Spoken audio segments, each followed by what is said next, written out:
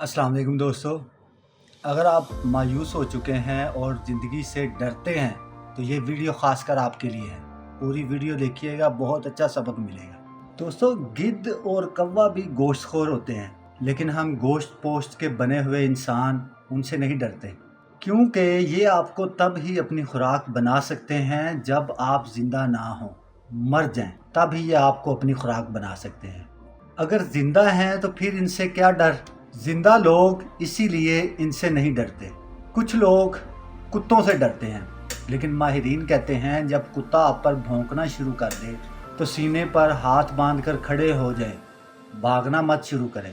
खड़े होकर कुत्ते को सख्त नज़रों से देखें या झुककर कोई कंकर उठा लें, उससे निमटने के लिए यही काफ़ी है। दोस्तों, इस तरह भेड़िए की मिसाल है कि भेड़िया भी एक बहुत ही ख़तरनाक किस्म का जानवर है। जब कभी भेड़िए से आपका सामना हो तो माहिरीन कहते हैं कि फिर भी आपको भागना नहीं चाहिए।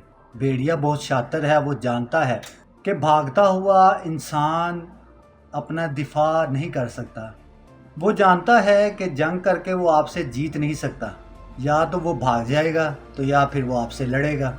इसलिए माहिरीन शेर और चीते के बारे में भी यही कहते हैं कि जब कभी आपका सामना शेर चीते से हो तो भागना नहीं, क्योंकि भागने में आप शेर और चीते को हरा नहीं सकते।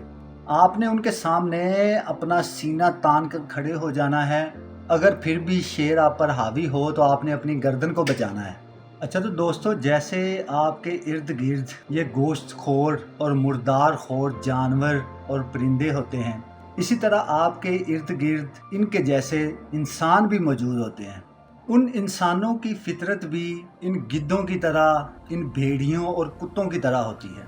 वो बस इस इंतज़ार में होते हैं कि अब आप कब मायूस हों और वो आप पर हमला आवर हों। तो दोस्तों, आज की इस बात का खुलासा ये है कि जब भी आपका सामना ऐसे दरिंदा सिफ्त और भेड़िया सिफ्त और गिद्ध सिफ्त लोगों से हो तो उसका हल ये नहीं कि आप वहाँ से भाग जाएं। दो ही हल हैं मेरे दोस्तों, या तो अपना सीना चौड़ा करके उनका मुकाबला करें, या फिर वो जगह ही छोड़ दें जहाँ पर ऐसे लोग मौजूद होते हैं। अगर आप उनका सामना करना शुरू कर दें तो उनके कान खड़े हो जाते हैं कि अगला बंदा मेरा मुकाबला कर सकता है, मैं इसे हरा नहीं सकता, और वो कभी आपके रास्ते में नहीं आते।